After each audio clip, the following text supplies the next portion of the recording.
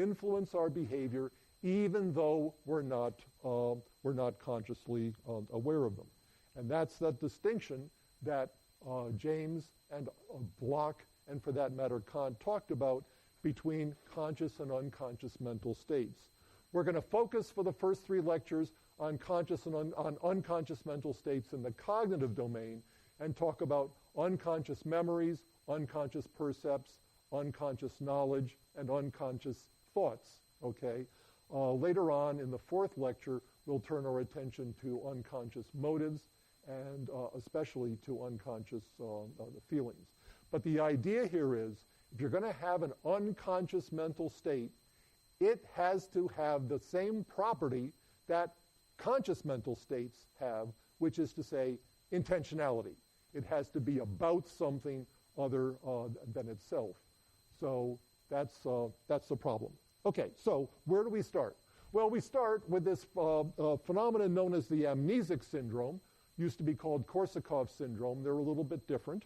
But what the amnesic syndrome occurs, the amnesic syndrome occurs in people who have a specific form of brain damage.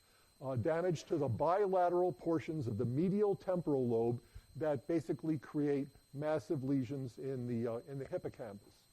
You can also get a form of the amnesic syndrome with lesions elsewhere in what's known as the diencephalon, especially in the mammillary bodies, so you don't see that one very much anymore.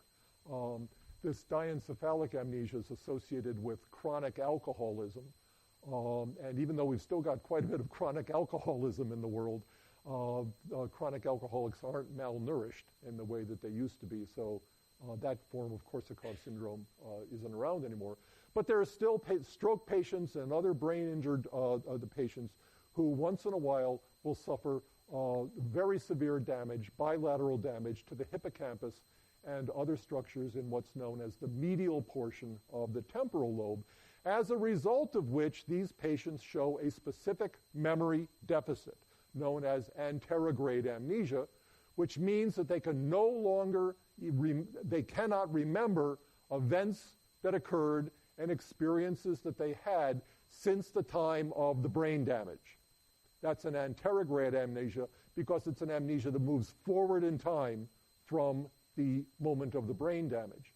These patients sometimes also suffer a retrograde amnesia, which means that they have problems remembering events that occurred before the brain damage as well, sometimes near to the time of the brain damage. Retrograde amnesia in the amnesic syndrome is a very, very, very controversial thing, very problematic. I don't want to talk about it, okay? We'll do that in a couple of hours when I teach a course on memory, but we're not going to talk about it here. We're going to focus on this anterograde amnesia, an amnesia that makes people, these patients, unable to remember events that occurred after their brain damage occurred, so-called post-morbid events. One of the earliest studies of memory in the amnesic syndrome was done by 2 British investigators, Elizabeth Warrington and Lawrence Weisskranz. And it's very simple application of the standard verbal learning paradigm for the study of memory in the case of the amnesic syndrome. They took a bunch of amnesic patients, of which there were several in England at the time, and simply asked them to study a list of words.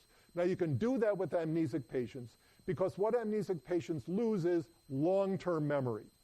You can give them a task, and if you don't distract them, they can perform that task. So you go to the patient, you say, here's a list of words. I want you to study this list of words and try to remember it. Some of these patients know they're amnesic. Other patients don't really know they're amnesic, but most of them do. They say, I can't do this, and just do it, okay? Just try. And so they studied a list that looked kind of sort of like this, and then after the investigators took the list away, distracted them for a little bit, 30 seconds is all you need, and then tested their recall, simply said, okay, what were the words on the list? And what you can see here is that the amnesic patients remembered very few of the words on the list, fewer than 20%, whereas a group of matched control subjects without the brain damage did quite a bit better, remembering roughly half the list. And that's about what you get with single trial free recall. In a more rigorous test of memory, I suppose, they did a recognition test. They presented them with targets drawn from the studied list and lures that were not on the studied list, and simply asked the subjects to say which ones they had studied and which ones they hadn't. It's a standard recognition test. And what you can see here is that, again, the amnesic patients did not perform very well, only recognizing about half of the items. And if you think about it for a second, that's not better than chance, or at least it's not much better than chance, whereas the control subjects were doing very well, recognized almost all of the items. So that's the amnesic syndrome. These guys just studied this list of words 30 seconds, a minute or two ago, and they just don't remember any of it much better than chance. Okay. This led Warrington and Weiskrantz and other investigators who did this kind of study at around the same time to characterize this anterograde amnesia as a failure of learning, okay? That somehow this damage to the hippocampus and other structures in the medial temporal lobe prevented new memories from becoming consolidated and recorded in long-term memory, which led to the question of, well, is it really true that these amnesic patients are incapable of learning? Warrington and Weiskrantz performed yet another experiment with their patients, which they characterized for them as a guessing game. Remember, these patients had studied a list of words, okay? They had failed to recall them, they had failed to recognize them, and then what Warrington and Weiskrantz said was, I'm thinking of a word that begins with these three letters. Can you fill in the blanks? Okay?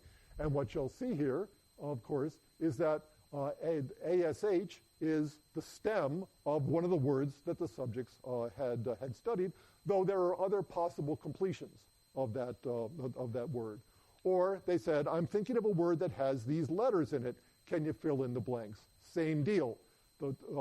Half the words were words from the studied list, but they also had other possible completions. Okay. Now, how did the patients perform then? What happens now is that these patients now perform identically to the non-amnesic controls.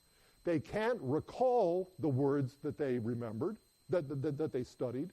They can't recognize the words that they studied.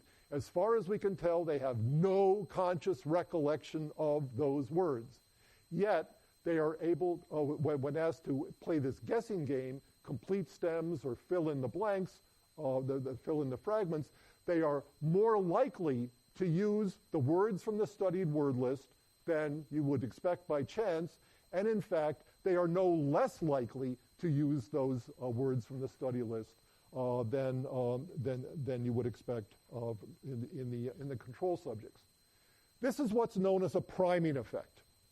Priming effects are generally defined as an effect in which the processing of one item influences somehow the processing of another item. In this case, looking at the item on the study list made it more likely that these patients would generate the item in the stem completion or the fragment completion guessing game. This is learning, if you want, in the broadest sense, because it's a change in behavior that occurs as a result of experience. Now, priming effects take two forms. The priming effects that you generally see in the literature are known as positive priming effects, where processing one event facilitates the processing of another event. I'll give you some examples of that in a minute. But there are also negative priming effects, where the processing of the first event impairs or inhibits the processing of the other event. These are not much studied. They're hard to get in the laboratory. You can get them if you really work at it. It's really hardly ever worth it. But these positive priming effects are kind of ubiquitous in the laboratory, and that's what we're seeing. And that's what we're seeing now. Why is this important?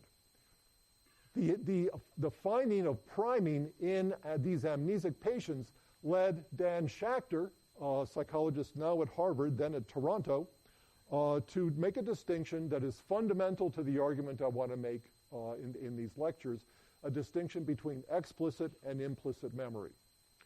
Schachter identified explicit memory with conscious recollection, the sort of thing that, the sort of process that underlies performance on standard tests of recall and recognition. He further defined implicit memory as any effect of a past event on a subject's current experience, thought, or action. Okay? Any effect on the subject's behavior that is attributable to a past event. That's a form of memory, an effect that's attributable to a past event. And what he showed here, what he concluded from studies like the Warrington and Weisskranz study and studies of his own, for that matter, is that these priming effects, which exemplify implicit memory, can occur in the absence of conscious recollection. Therefore, these priming effects are evidence of unconscious memory. When you complete the stem ASH with ash-can as opposed to ash-tray, and that's because you previously studied a list that had ash-can on it as opposed to ash-tray, that's a priming effect. It's based on memory, but it's a memory that occurs independent of conscious recall or recognition. So what the Warrington and Weisskranz study and Schachter's paper began was a kind of huge industry in studying priming effects in various domains. And it's these kinds of priming effects that we're going to talk about mostly for the next couple of days. Now, the kind of priming that I just showed you is what's known as repetition priming. In repetition priming, the item presented at the time of testing, like the stem ASH, is some kind of recapitulation of the item that was presented at the time of study, like the word ashcan, okay? So what you've got is either a full recapitulation or, in the case of stems and fragments, a partial recapitulation of the studied event. Let me give you some examples here just to remind you what this is all about. We've already talked about stem completion.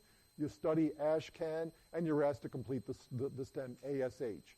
There's a physical resemblance between the prime and the target, a physical resemblance between the prime and the target. Similarly, with stem completion, you study ashcan, and you get A blank H blank N, which, again, there's a physical resemblance between the prime and the target. Let's look at another paradigm in which repetition priming is often seen. It's known as perceptual identification. Here, the subject will study the word ashcan, and then at the time of test will be presented with a bunch of words, but under degraded visual conditions, so that they're difficult to see or difficult to recognize. Okay? But it turns out that if you previously studied ashcan on the list, you're going to be quicker to identify the hidden word as ashcan than if you hadn't studied. That's another priming effect. And then finally, here's priming in a lexical decision. Here, whole words are presented in full view, and the task for the subject is simply to say whether the word is a legal English word or not. Or if you're Bulgarian, a legal Bulgarian word. It doesn't have to be an English word, right? But there, again, the target is a physically